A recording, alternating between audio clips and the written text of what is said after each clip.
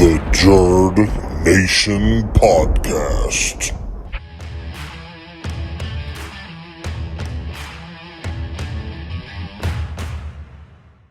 So welcome in everybody to GGTV. Tonight you got me and Cody. We're going to talk about Fight Night. Conor McGregor. What do you think, man? You excited for this one? Oh yeah, man. It's always a good night when Conor fights. Today's podcast is brought to you by his whiskey Proper 12, which I will be enjoying as we discuss this, and several drinks worth tomorrow. When you think about Conor McGregor, you know, for guys my age, you know, you think about Mike Tyson and the excitement that just the name brings into the arena of fighting. You know, there's very few names in my lifetime, I'm sure in your lifetime, where when you hear that they're fighting, you're like, oh shit, I got to watch it. Yeah, for sure. Yeah, that's what most of the people that I know that are like kind of just casually into UFC, but like, because my generation's grown up more into MMA, where your generation was more into boxing, because you had people like Mike and, you know, like all the great heavyweight boxers back then are kind of it's the smaller guys now in the sports that are the harder hitting, you know, especially in UFC. I mean, McGregor was a featherweight at one point, was knocking people out. Like he knocked Jose Aldo out in 13 seconds. But yeah, that's usually what I hear most people say is they always ask me, like my uncle, he's always like, would you compare, he basically says, I would imagine a Conor fight's like what a Mike fight was for me back in the day, where everybody's crowded around.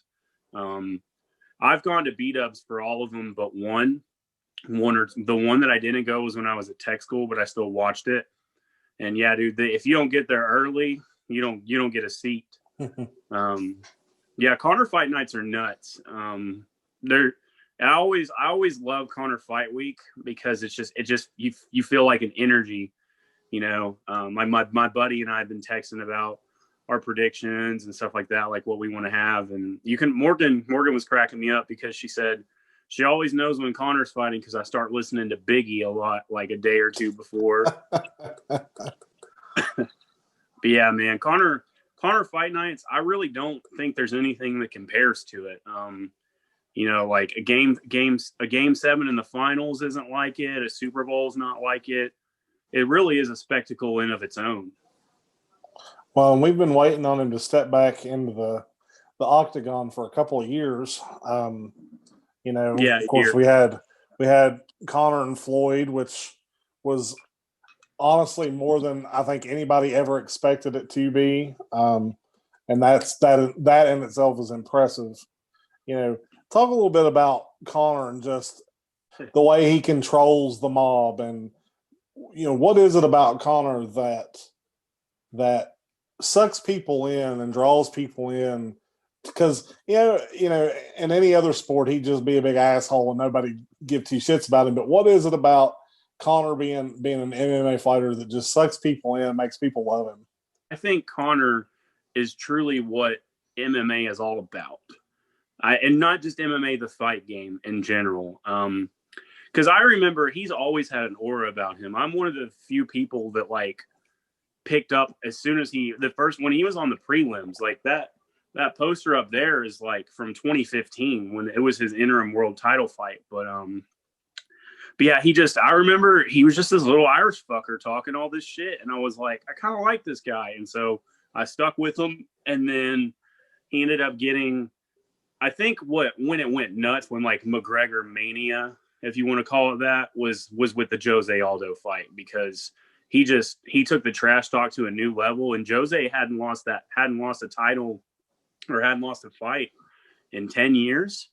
And Conor went out there, and whether you want to call it a fluke or what, he knocked him out in 13 seconds. You have certain athletes, you know, like whether it's the Bradys, the LeBrons, like the Mannings, the Vicks back in the day and stuff, where like you have these certain athletes that just have an aura where people either love them or they hate them. There's no in between. And but regardless, you're watching them, whether you're cheering for him to lose or cheering for him to win. But yeah, I think Conor truly embodies what combative sports are all about, because he goes out there, like he called himself Mystic Mac. He predicts the rounds. Most of the time he gets them right. Yeah, there's just something about him, man. Like, he has this mystique about him to where every time he'll break a record, like whatever the box office record is, which is usually held by his previous fight, he'll break it when he comes back. Well, like you said, he does embody really what the MMA is. When you really look at MMA fighting, it's kind of, and I hate to term it this, but it's true. It's kind of human cockfighting. You put two guys in a ring and you put gloves on them and just let them go. And I think that he's taken kind of that mentality and just threw in a little bit of wrestling into it. That trash talking.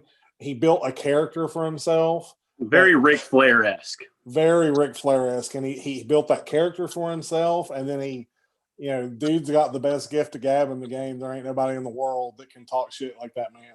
You end up with somebody that everybody really loves. and you almost feel ashamed that you love him because he's so rigid. But I mean, he's definitely one of a kind.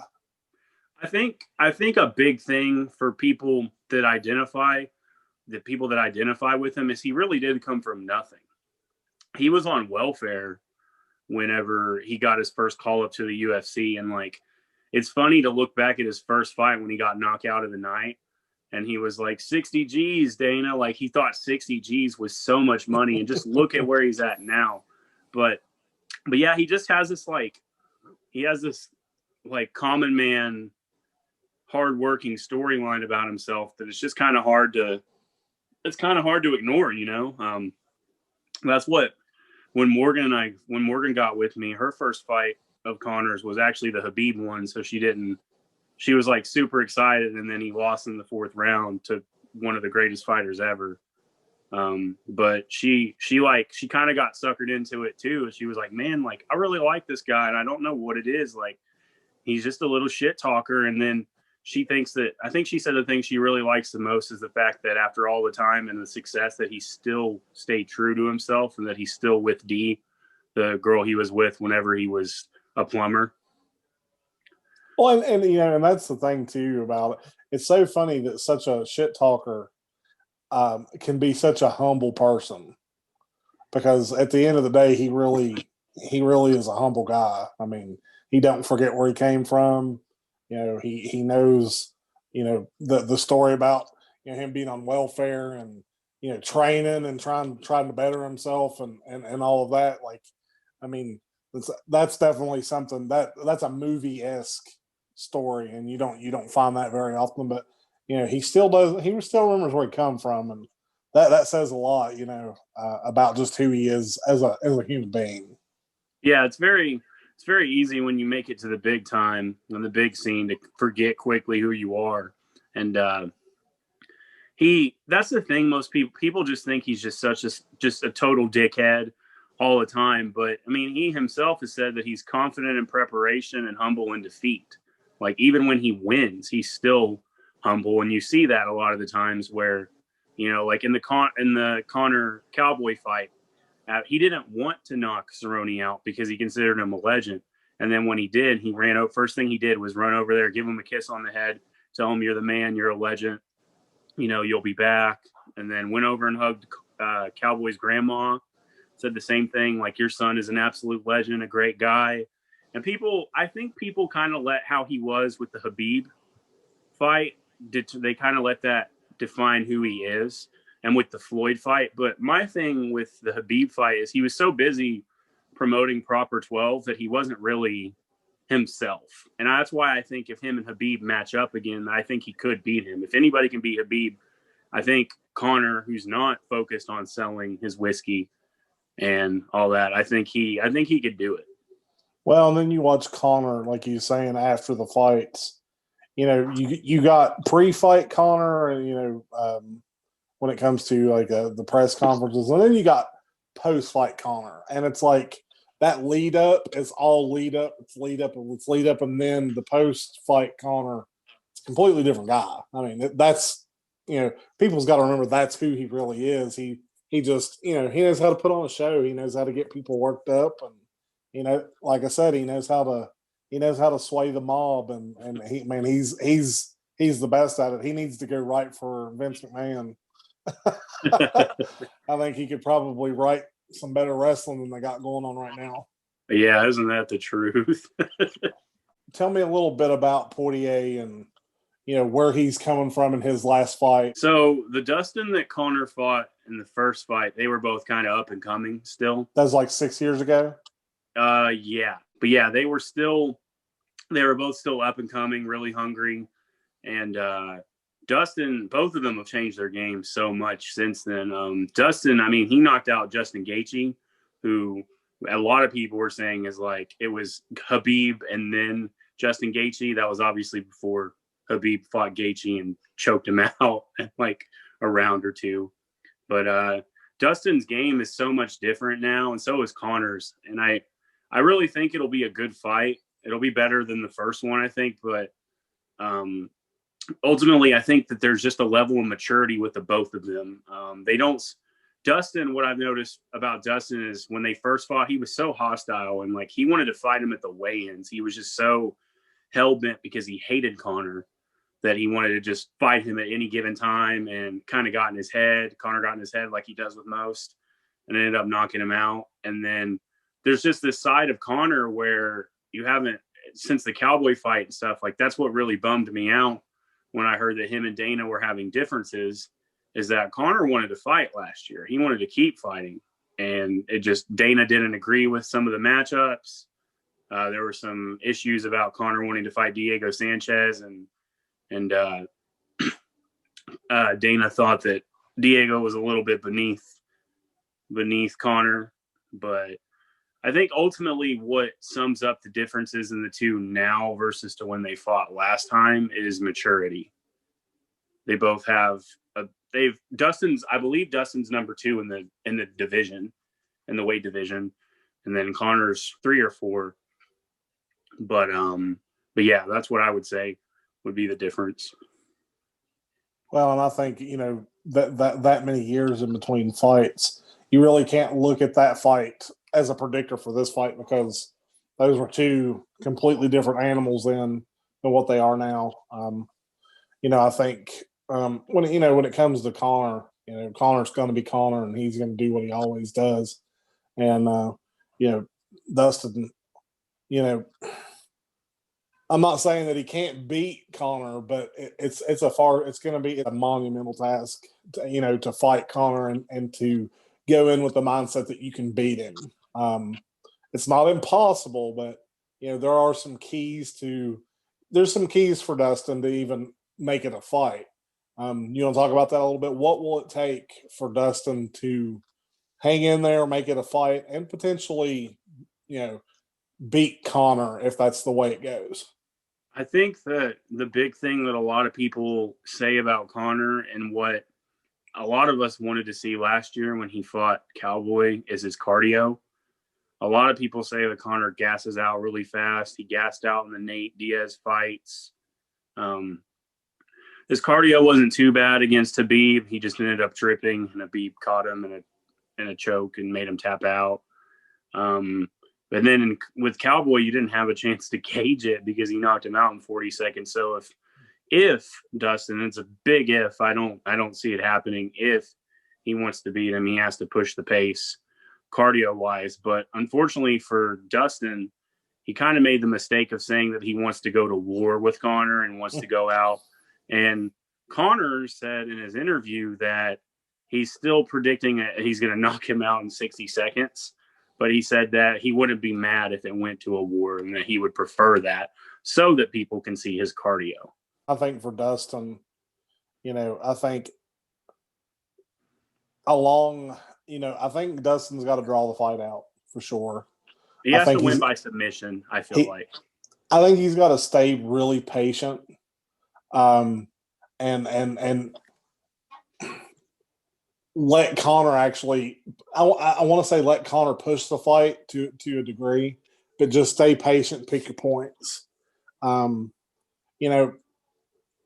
I said, it is a monumental task, but and I'm not saying he can't win, but I think just to make it a good fight. He's just going to have to stay focused and stay on task. How do you think the fight will go? What's your prediction about what's going to happen? I got Conor second round TKO. That's exactly what I was going to say. Exactly. Really? Second round TKO. I think they'll exchange blows in the first. I think they'll, of course, Conor will size him up. I think Poirier will try to figure out a path to victory, and they'll get in the second round. Conor will just pick him apart. I really think that the Floyd fight is going to have a more impact on his career than people think, because learning about boxing timing as opposed to UFC timing, that's something that he's going to be able to use to his advantage, and a lot of guys in the UFC aren't going to be used to. And I think you're going to see that a little bit. I think you're going to see a little bit more picking his shots and a lot of counters. Yeah. I think it's going to be a really fun fight to watch, just to see how far he's come since the Floyd fight. That's the thing with Conor too, is that he's one of the, probably I would say top 5 boxers in the UFC, and that was before he fought Floyd. Conor, a lot of the reason why Conor succeeds so well in the octagon is his counter punches. Conor likes to use people's momentum and then kick them with it and use it to his advantage. He absolutely bullied Eddie Alvarez. Mm-hmm. And Eddie Alvarez was a boxer, and he could wrestle, and he was talking all this shit about how Conor can't do good against wrestlers, and Conor's never fought a real boxer. And Conor knocked his ass out. So that's the thing, is, like you said, I feel like too many people are gauging Conor off of he fought who many people consider to be the best boxer of all time, easily the best defensive boxer. There's no debating that. Oh, yeah, there really is no debate there when you're talking about point for the best point boxer in the history of man, friggin' Floyd. He, like him or hate him, when it comes down to boxing for points and scoring on the cards, there's nobody that's probably ever going to touch what he's done in his career. No, and that's the thing, is that people try to gauge McGregor's his entire career off of a loss to the best defensive boxer of all time that he went 10 rounds with. And then in addition to that, they like to judge him for losing to Khabib, who is 29-0. So it's why is all of a sudden he a shitty fighter just because he came up short against 2 of the best to ever do it in their careers? Well, and to think that a guy in the UFC would go completely undefeated, that's kind of hard to wrap your brain around. Shit, somebody has to lose. Somebody's has to go. Yeah, and it was Conor's, but when it comes right down to it, you could put him and Khabib in an octagon 10 times, and they'd probably split 5-5. Conor, he had 3 losses prior to the Khabib fight, but only 1 in the UFC. And the one that he had was whenever he was preparing to fight someone totally different, and then he got thrown Nate Diaz the first time. And Conor took that loss so personally that he said, no, fuck that, we're going to run it back. And then showed everyone, hey, I can go 5 rounds with him, because there were a lot of times when Conor knocked him down and then said, get back up, and backed up so that Nate could get up so he could keep going toe-to-toe boxing with him. That's probably my favorite fight of all time, is Conor Diaz too. Those guys had something to prove. And that's usually what makes the best fights in the UFC. So, say Conor is successful tomorrow night, where does he go from here? He said he wants to fight 7 times in the next year and a half. I would say the next 3 fights would be Diaz 3, Justin Gaethje, and then Khabib. Or if Khabib doesn't want to do it, if he wants to just stay retired, then you could maybe do him and Gaethje for the belt. But then that's a bad look, because Khabib beat Gaethje. So I don't really know, where a lot of this all weighs on what Khabib wants to do. And that's a shame that a retired fighter has that has that much leeway in how their return is. Do you think that Dana White should take a bigger role in the retirement aspect and the fights? Because like you said, he should have never been able to retire with the belt. What can they do to keep things like that from happening in the future? Because it's really unattractive when you really stop to think about it.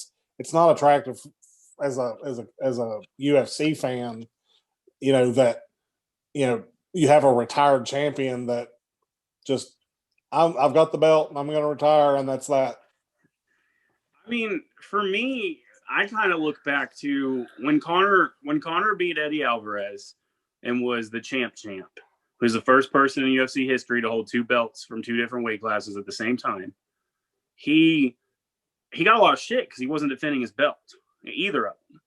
And so Dana stripped him of the belt. And so it's kind of hard for me to be like, okay, you stripped Conor of the belt because he wasn't defending it, but you have a fighter who just said he retired. And so Dana's been doing special meetings with Khabib, trying to work something out to see if he wants to stay. I don't know, man. Like, I feel like I think that should just be the rule. If you retire, you relinquish the belt. It's not a good look for fighting. It holds up the weight classes. And I mean, I would say that if Conor did it, Conor's retired like 3 or 4 times, that it's not a good look to have a fighter just retire and hold the belt hostage. Yeah. Like they could do a round robin tournament or gauge who is the best fighters for who. I mean, no matter what, you're always going to have Conor in that talk. Conor's always the second or third best fighter, or he's always top 3, no matter what. And I agree. I think they need to come up with something, just because you really look at it, you could have 4 or 5 guys hold your whole sport hostage if they really wanted to, just because you don't have rules in place to mitigate against that. And that's just, like I said, it's not attractive as a sport. It's just not. I think there should be at least, I don't know though, because retiring makes it hard, because usually the rule of thumb, if you're active on the roster, is you have to have 2 title defenses a year. A lot of times people do 3, but it all depends. Retiring is weird because it's just like, oh, I'm done, and then Khabib said he was done because he was bored. I don't want to be one of those Conor fans. It's like, or you're retiring because you don't want to do another rematch with Conor. But I mean, out of all the people that Khabib's fought, Conor went the longest with him. And recently, Conor went 4 rounds, and I firmly believe, had Conor not had his head up his own ass trying to promote his whiskey, getting drunk at all the press conferences, that he could have beat Khabib. Conor's one of the few fighters who will fight anyone at any time, and that's why I was really annoyed that people were like, oh, he just picked Cerrone to cherry pick, as if Donald Cerrone wasn't one of the, like, he had so many records for knockouts, head kick knockouts. But I think ultimately what we're going to see this weekend is Conor get his 20th win by knockout. He has a 90. Last I checked, he had a 91. And going into the Cerrone fight, he had a 91% finish rate for his fights. So all his fights he wins by, except for Diaz, I think he's won by knockout. That's impressive. I mean, really. I'm ready for tomorrow. I always get really, really excited for Conor fights. There's nothing quite like him. I will say the only thing that kind of worries me is that the last time that I got excited for a Conor fight, and there was also a football game on that weekend. Texas beat OU and Khabib beat Conor, and me being who I was like, there's no way they both lose. and I got humbled, man. I was irate that day. I was like, I don't want to be here anymore. And I had a buddy come and visit me from the military. I had a buddy come up, and he was like, oh, we'll go. Because he was on leave, and he was like, hey man, I'll drive up to see you. I haven't seen you in like 2 years. And I was like, yeah, dude, go for it. And then he just happened to come out the day of the Conor fight, and he's like, well, is there anybody better to watch a Conor fight with than you? And I was like, nope, there's not. So we ended up watching it, and I was pissed. I almost got in a fight at B-Dubs, actually. These people were like looking at me and taking pictures and shit because I had a Conor shirt on and all that. And I was obviously mad. And Morgan's like, I'll go beat their ass. Like, I don't know. Like, I get real moody. So, like, if Conor loses for some reason, I'm going to go and crawl into a hole. I mean, that's the thing. Like, when especially with the UFC, the way it looks right now, you've got, a few fighters that are heads and tails above better than everybody else. Doesn't mean that they can't lose to other guys. It just means, they're just it's not likely. It's not likely. And that's what we have here. We have Conor Poirier. Doesn't mean he can't beat him. It just means it's not likely.